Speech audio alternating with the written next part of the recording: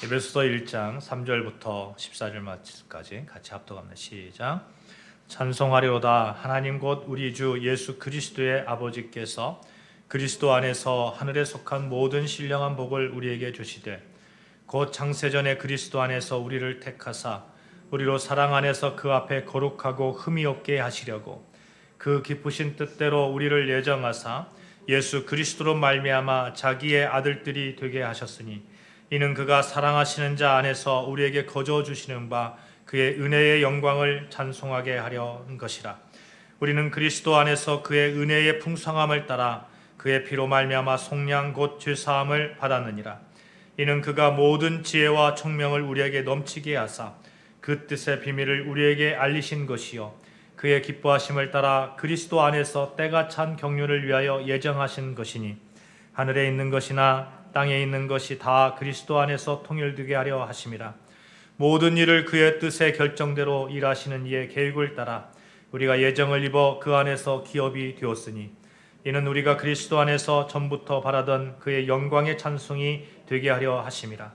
그 안에서 너희도 진리의 말씀 곧 너희의 구원의 복음을 듣고 그 안에서 또한 믿어 약속의 성령으로 인치심을 받았으니 이는 우리 기업의 보증이 되사 그 얻으신 것을 속량하시고 그의 영광을 찬송하게 하려 하심이라.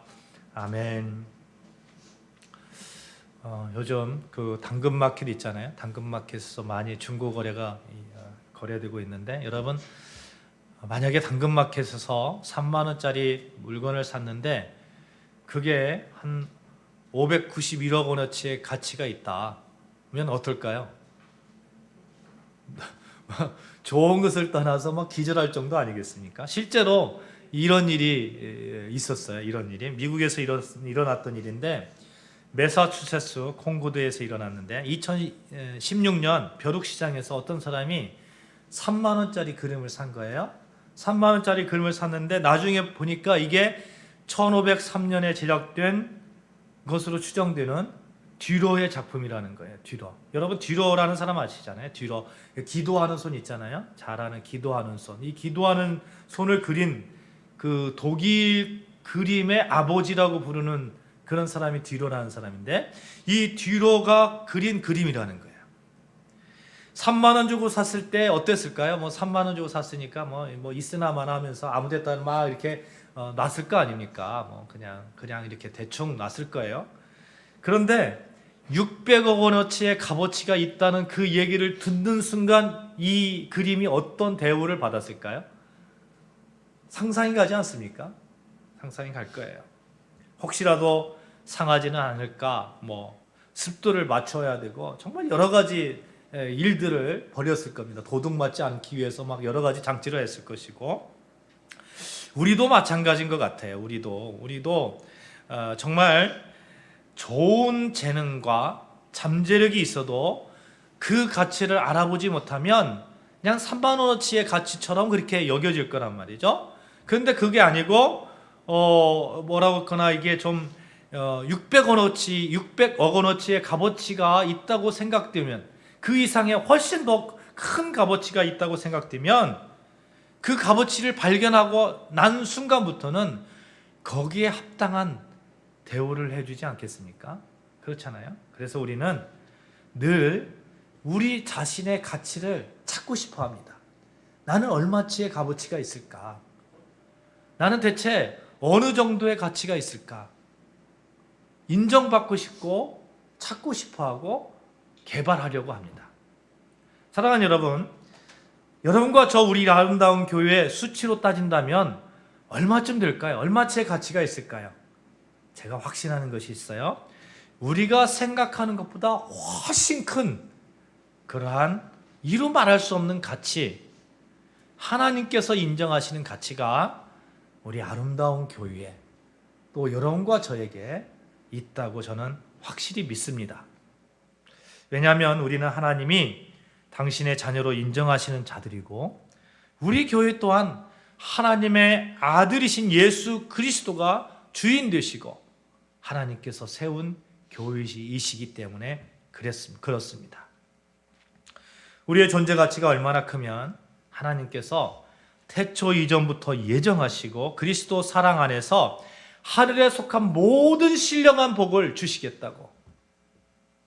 그렇게 우리 가치를 인정하시고 당신의 아들들로 삼아주시고 그 아들들로 삼아주신 여러분과 저를 우리 아름다운 교회 안에 모이게 하셨다는 거예요.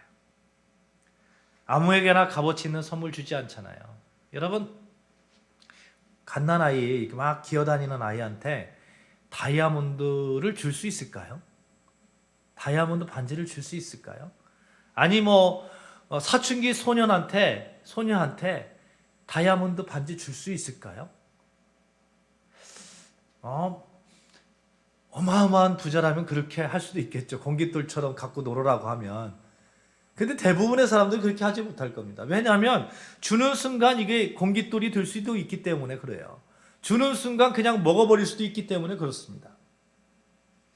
사랑하는 여러분, 여러분을 향한 비밀이 이것이에요. 여러분은 여러분이 생각하는 것보다 훨씬 큰, 훨씬 가치 있는 분들이라는 거예요. 얼마나 가치 있느냐 하면 하나님이 인정하시는 그런 분이라는 거예요. 지난 시간 우리는 1절과 2절 말씀을 통해서 소명의식, 지어져 가는 성도의 모습을 살펴보았습니다. 오늘은 본문을 통해서 바울이 에베소 교인들에게 또 교회에게 전하고 싶었던 말씀, 얼마나 우리가 값진 존재인지, 교회가 얼마나 값진 존재인지, 얼마나 귀한 존재인지 같이 은혜를 나누어 보고자 합니다. 사랑하는 여러분, 우리가 확실히 믿고 인정해야 되는 것이 있어요. 그것은 우리의 존재는 하나님이 인정하는 존재라는 거예요. 여러분 한번 이렇게 따라해 봅시다. 나는 하나님이 인정하는 존재다. 시작. 나는 하나님이 인정하는 존재다. 하나님이 귀하게 여기시는 존재라는 거예요. 사전 말씀을 보면 우리를 창세전에 택하고 흠이 없는 자녀로 삼으셨다고 말씀합니다. 창세전에 택했다는 거예요. 태초가 하나님께서 이 우주를 만드시기 전에 이미 우리를 택하셨다는 거예요. 무소부재하시고 전지전능하신 하나님, 어디에나 있으시고 없으신 곳이 없는 그 하나님, 모든 것을 아시고 모든 능력의 주가 되시는 그 하나님께서 우주를 만드시기 전에, 태초를 창조하시기 전에 이미 택하셨다는 거야. 이미. 그렇게 귀한 존재라는 거죠. 택하실 뿐만 아니라 하나님께서는 성경에 그러잖아요. 머리털 하나까지도 세고 계시다고. 지금 내 삶의 현장에서 내가 아플 때 같이 아파하시고, 내가 기뻐할 때 같이 기뻐하시고, 내가 고난받을 때 같이 최율하시는 그런 하나님, 내가 그만큼, 우리 교회가 그만큼 귀한 존재고 인정받는 존재라는 거예요. 우리가 존재하는 가치는 천지를 창조하신 하나님께서 태초 이전부터 인정하신 가치입니다. 여러분과 저는 그런 사람이에요. 함부로 할 수 없는 사람입니다. 이 사실이, 이것이 어떻게 보면 비밀과도 같아요. 이 사실을 아는 것이. 이 비밀을 아는 순간 내가 세상을 어떻게 살아가야 될지, 어떤 가치를 두고 내 자신을, 우리 교회를 어떤 가치로 대하면서 살아야 될지 결정되기 때문에 그렇습니다. 아이폰 있잖아요. 아이폰 비밀번호 사람들이 못 본다고 하잖아요. 근데 하나님께서는 우리에게 비밀번호를 풀 수 있는 그 길을 열어주셨어요. 그 비밀, 인생을 어떻게 잘 살아갈 수 있을까? 어떻게 하면 좀 가치 있는 삶을 살아갈 수 있을까? 하나님 뜻에 합당한 삶을 살아갈 수 있을까? 하나님께서 그 방향을, 그 길을 알려주는 비밀번호가 있다면 그것을 우리에게 알려주고 있는 겁니다. 그 비밀이 뭡니까? 그 비밀이 너는 나의 아들이다.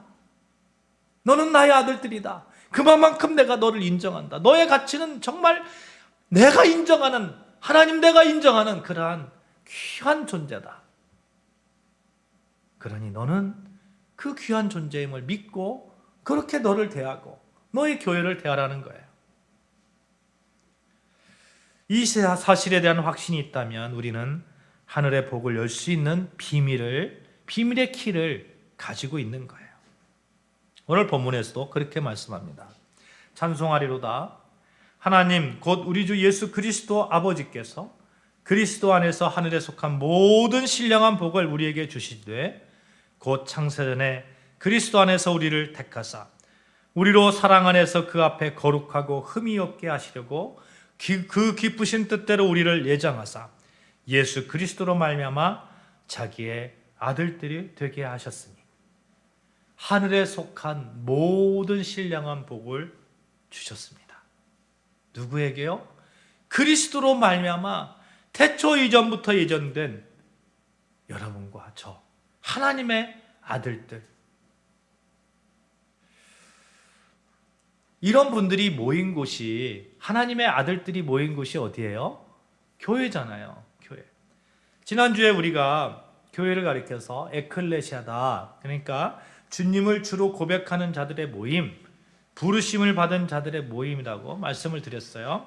여러분과 저는 하나님의 아들들로 부르심을 받은 자들입니다. 예수 그리스도로 말미암아 하나님의 아들들로 이 자리에 모여 있습니다. 그러니까 이 자리, 이 교회, 아름다운 교회는 정말 어마어마한 가치, 어마어마한 그런 존재라는 거예요. 교회는 하나님께서 이 세상 곳곳으로부터 사람들을 택하셔서 불러낸 존재입니다. 그리스도의 몸이 되게 하기 위해서 하나님께서 이곳저곳에서 하나님의 아들들을 불러 모은 곳이에요. 여러분 각자가 아름다운 교회입니다. 하나님께서 아름다운 교회라는 공동체를 이렇게 만들어 주시고 그것을 통해서 여러분과 저를 불러 주셨어요. 그래서 교회는 어떻게 보면 우리의 가치, 또 존재 목적, 삶의 목적을 푸는 열쇠, 비밀번호가 될 수 됩니다. 교회 안에 축복의 열쇠가 있다는 거예요. 교회 안에 인생의 해답이 있습니다. 그렇다면 분명해지잖아요. 우리의 삶의 목적을 찾기 위해서 하나님께서 부르신 이 교회 안에서 우리는 그 삶의 목적을 이렇게 찾아 나가야 되는 것이죠. 보십시오. 사도 바울이 교회를 무엇이라고 표현했는지 1장 23절 같이 한번 볼까요? 1장 23절 같이 읽습니다. 1장 23절 시작. 교회는 그의 몸이니 만물 안에서 만물을 충만하게 하시는 이의 충만이라. 그의 몸이라고 그래요. 교회를 한마디로 그의 몸이라고 그래요. 예수 그리스도의 몸이라고 그래요. 그러면서 덧붙인 말이 있어요. 만물을 충만하게 하시는 이의 충만이다. 교회 안에 충만이 있어요. 삶을 풍족하게 하는 충만이 있는 겁니다. 이 세상에 있는 교회가 비록 사람들로 구성되어 있는 사람들의 모임이지만 머리 되신 예수님께 꼭 붙어 있기 때문에 머리 되신 교회에 머리 되신 예수님께 붙어 있는 예수님의 몸이기 때문에 교회는 충만이 되는 겁니다. 대단한 존재이고 예수님이 성부, 성자, 성령, 신이잖아요. 교회도 신적인 존재가 되는 것이죠. 어떻게 보면 교회는 수많은 사람들이 모여서 어떻게 보면 허물이 많은 사람들도 참 많이 있습니다. 아니요, 모든 사람이 허물이 있는 사람들로 이렇게 우리가 구성되어 있고 모든 사람이 허물이 있기 때문에 교회는 허물이 있는 곳이에요. 허물이 있는 사람들이 모여 있는 곳이에요. 그럼에도 불구하고 허물이 없어요. 왜? 예수 그리스도가 교회 머리 되시기 때문에 그렇습니다. 신적인 존재이고 만물 안에 존재하면서 만물을 지탱하고 있는 우주적 존재이고 만물을 충만케 하는 존재입니다. 그렇다면 내가 아무리 허물이 많고 아무리 못났고 내가 아무리 부족해도 교회의 머리 되신 예수님께 붙어 있기만 한다면, 내가 예수님의 몸으로 붙어 있기만 한다면 나는 어떤 존재인지 결정되진 거 아니겠습니까? 흠이 없는 존재로, 거룩하여지는 존재로. 그래서 여러분과 저 이렇게 결단했으면 좋겠어요. 어떠한 상황이 와도, 어떠한 어려움이 와도, 어떠한 절망이 와도 나는 그의 몸, 교회라는 공동체 안에 서리라. 이 공동체 안에 내 삶의 존재 의미를 발견해 나가면서 서는 것이죠. 이 결단이 늘 여러분의 삶 가운데 있기를 주님의 이름으로 축원합니다. 아멘. 교회는 그리스도의 몸입니다. 여러분은 그리스도의 몸이 여러분이 그리스도의 몸이 되게 하기 위해서 하나님께서 세상 곳곳으로부터 택하시고 부르심을 받아서 이곳에 모여 있습니다. 교회를 이루는 여러분 각자는 그리스도의 몸이라는 거예요. 참 신비하여 찬송할 수밖에 없습니다. 그래서 사도 바울이 교회를 향해서 교회를 얘기하면서 제일 먼저 하는 얘기가 뭐냐면 찬송하리로다 이렇게 말씀하잖아요. 교회가 우리 존재의 이유를 설명하고 있고 교회를 통해서 우리의 가치가 빛을 발하는데 더욱 얼마나 그 빛을 발하고 가치를 빛나게 하는지 우리 7절부터 10절 말씀까지 같이 읽겠습니다. 7절부터 10절 말씀까지 같이 읽습니다. 시작. 우리는 그리스도 안에서 그의 은혜의 풍성함을 따라 그의 피로 말미암아 속량 곧 죄사함을 받았느니라. 이는 그가 모든 지혜와 청명을 우리에게 넘치게 하사 그 뜻의 비밀을 우리에게 알리신 것이요 그의 기뻐하심을 따라 그리스도 안에서 때가 찬 경륜을 위하여 예정하신 것이니 하늘에 있는 것이나 땅에 있는 것이 다 그리스도 안에서 통일되게 하심이라. 아멘. 아멘. 지혜와 청명을 우리에게 넘치게 하셨다는 거예요. 그의 피로 말미암아 속량 죄사함을 입었다는 거예요. 하나님의 아들들이 되게 하셨어요.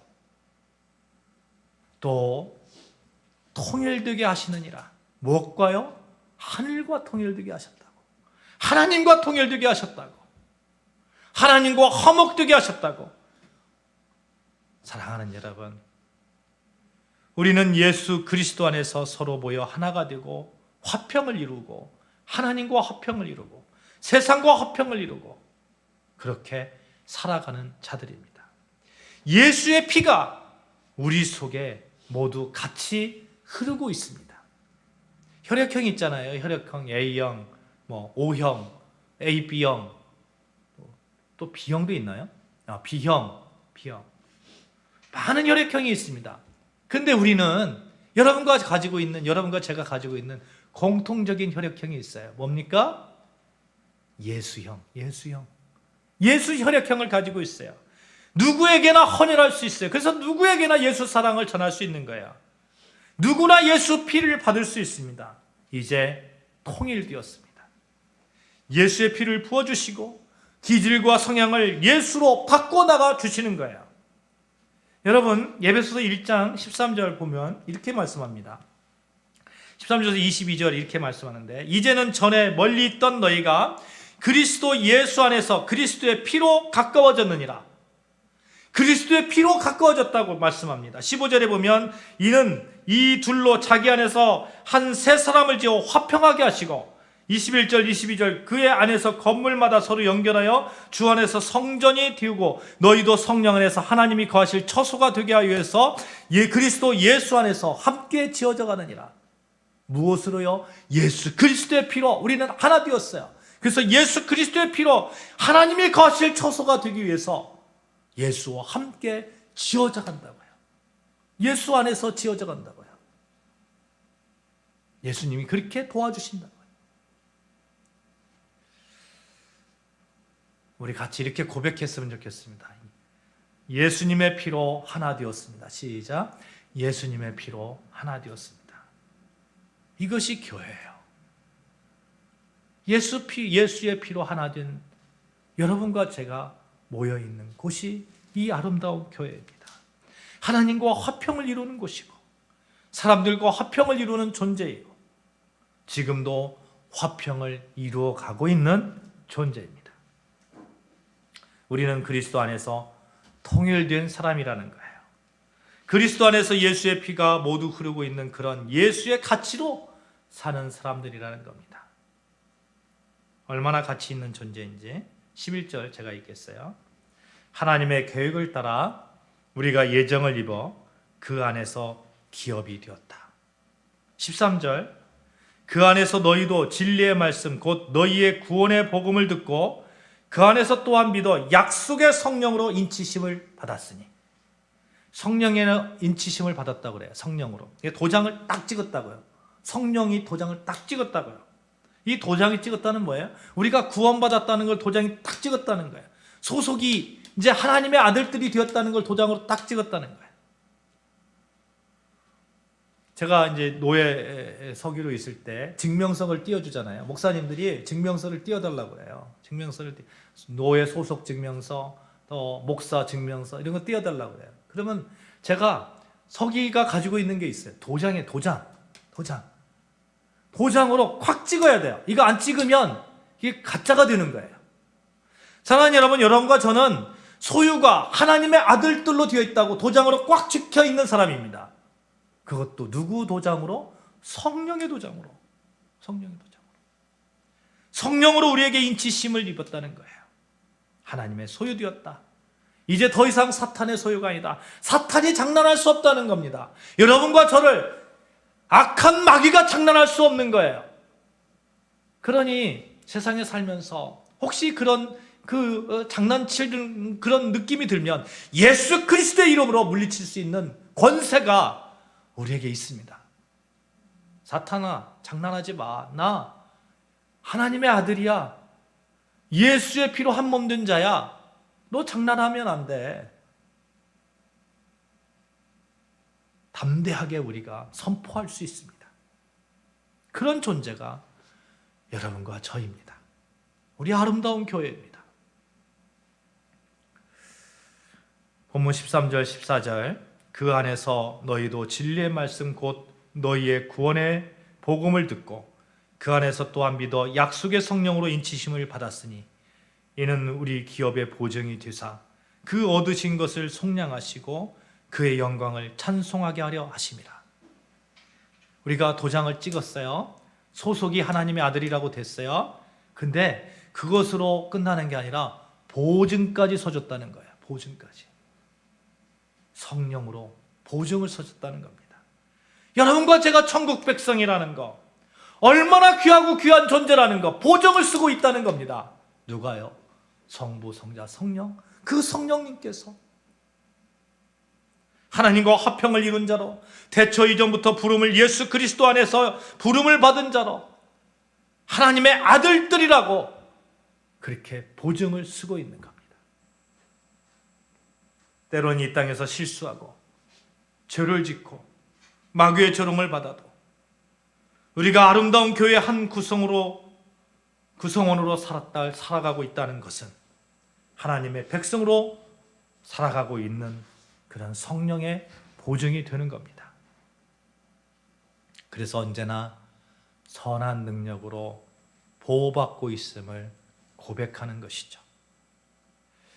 사랑하는 여러분, 참 세상을 살아가기 여간 어려운 시대를 살아가는 것이 아닌 것 같습니다. 정말 세상 살아가기 어려워요. 여기저기서 존재 이유를 묻고 존재 가치를 묻습니다. 때는 무능력함을 호소할 수밖에 없고 때론 그것 때문에 아픔의 수렁으로 자꾸 이렇게 들어가려고 합니다. 어제 아내하고 같이 이태원에 다녀왔어요. 다녀와서 가가지고 이렇게 기도하는데 너무너무 마음이 아픈 거예요. 제가 할 수 있는 게 아무것도 없었다는 거예요. 제가 속보로 이렇게 들은 게 11시 15분인가 이때 들었는데 그냥 그걸로써 끝났어요. 아파하는 것으로써 끝났어요. 달려갈 수도 없었고 거기다가 뭐 이렇게 메모를 써가지고 적어 놓으라고 하더라고요. 어느 분께서. 근데 차마 적을 수가 없었습니다. 이 메모를 써가지고 적는 그 자체가 너무 사치로 보였어요. 너무 사치로. 그냥 마음속에 하나님께 기도하면서 다시는 이 땅에 이런 일이 없기를. 이태원 희생자들을 보면서 인간의 한계를 느끼며 그들을 도와주지 못했던 나약한 제 자신을 바라보고 그 가운데서 정말 아픔 가운데 도움을 주지 못했던 제 자신을 바라보았습니다. 그러나 기도 가운데 이런 생각이 드는 거예요. 그래, 그래도 우리는 하나님의 아들들로 서 있는 자들이지. 그래도 우리는 하나님께서 주신 그러한 은혜 안에서 사는 자들이지. 그들에게 좀 더 빨리, 만약 그들의 가운데 예수를 믿지 않는 사람이 있었다면 좀 더 빨리 예수를 전하지 못한 것에 대한 그 회개가 내 안에 일어나야 되는 것이지. 그것이 목사지. 그러면서 오늘 본문 말씀으로 새 힘을 얻습니다. 그래도 우리는 가치 있는 존재라는 것, 예수의 복음을 전할 수 있는 존재라는 것, 예수의 피를 나눌 수 있는 존재라는 것, 하늘나라 갈 때까지, 내 목숨 다할 때까지 예수의 피를 전하면 되는 것이라는 것, 그게 이 세상에서 가장 가치 있는 삶을 사는 것이라는 것. 그러므로 여러분, 고난과 어려움 앞에서 우리 낙담하지 마십시다. 우리에게는 예수 피를 전할 수 있는 은혜가 있습니다. 우리는 예수 피로 씻음받아 부름받은 자들입니다. 성령의 인치심을 받은 자들이에요. 아무리 내가 나약해도, 아무리 무능력하다고 느낄지라도 예수의 피는 전할 수 있습니다. 가장 능력이 큰 예수의 피를 전하는 그런 존재입니다. 말씀을 맺겠습니다. 하나님의 택하심과 부르심을 받은 존귀한 존재인 여러분, 세상을 살아가면서 교회의 머리 되신 예수 그리스도 안에서 여러분의 가치를 발견하시고 예수의 피가 여러분 속에 흐르다는 그 존재 이유, 존재 가치를 깨닫고 담대하게 세상에 나아가서 예수를 전하며 그렇게 가치 있는 삶을 사시는 여러분과 저 되어주시기를 주님의 이름으로 축원합니다. 우리는 예수의 피로 하나 된 자들입니다. 우리는 하나님이 인정하는 하나님의 아들들입니다. 기도하시겠습니다.